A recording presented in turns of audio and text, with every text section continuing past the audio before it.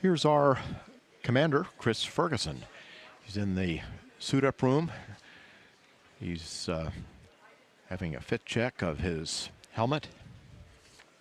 Pilot Doug Hurley. This is his second trip into space. He completed his first space flight on STS-127, and he's logged more than 376 hours in space. Mission Specialist number 1, Sandy Magnus. This is her third space flight. She spent more than 4 months in space aboard the International Space Station. This is Rex Walheim. He's our Mission Specialist number 2. He's making his third space flight. He's spent more than 24 days in space on STS-110 and STS-122, and he's had 5 spacewalks totaling more than 36 hours.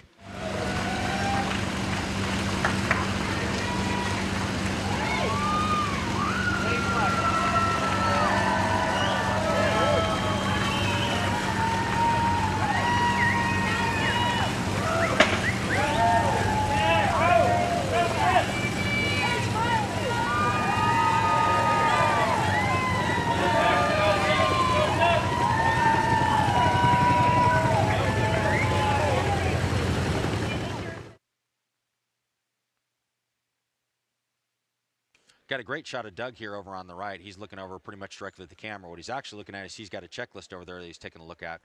And he's talking with Fergie right now on the intercoms. OTC, MS2, com check. MS2, this OTC. I got you loud and clear. How me? Hi, you loud and clear also, Roberta. Thanks. Good morning, Rex. Good morning. So that was our last comm check with the OTC, and you can see Rex after the first comm check is bringing his visor down and locking it with that bar that comes down, and that's what makes the seal airtight. And now he'll be doing his communication check with the NASA test director here at Florida, and then with Mission Control in Houston. Firing chain is armed. 15. Go for main engine start. T-minus 10, 9, 8, 7, 6, 5. All 3 engines up and burning. 2, 1, 0, and liftoff. The final liftoff of Atlantis on the shoulders of the space shuttle. America will continue the dream. Program, Houston. Roger, roll, Atlantis. Houston now controlling the flight of Atlantis.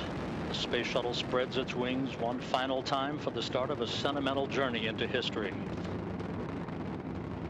24 seconds into the flight, roll program complete. Atlantis now heads down, wings level on the proper alignment for its 8.5-minute ride to orbit.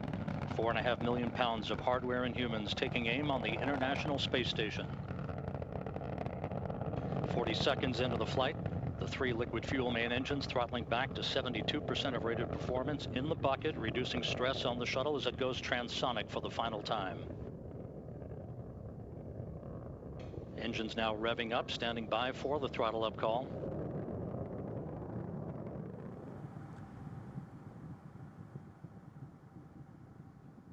Booster officer confirms staging a good solid rocket booster separation. Guidance now converging. The main engine steering the shuttle on a pinpoint path to its preliminary orbit.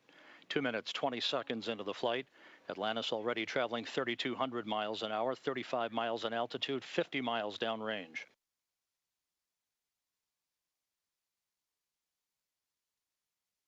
And the guidance officer here in Mission Control confirms that the computers are commanding the main engines to swivel. Engine Zaragoza 104. Single engine Zaragoza 104. We've rolled to a heads-up position now, providing better communications to the tracking and data relay satellite system as Atlantis heads uphill.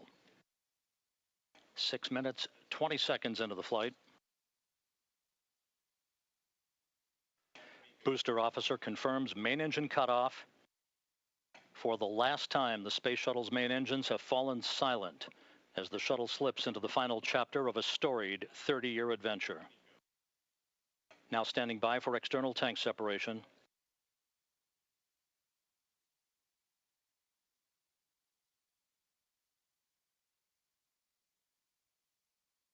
Atlantis off the tank.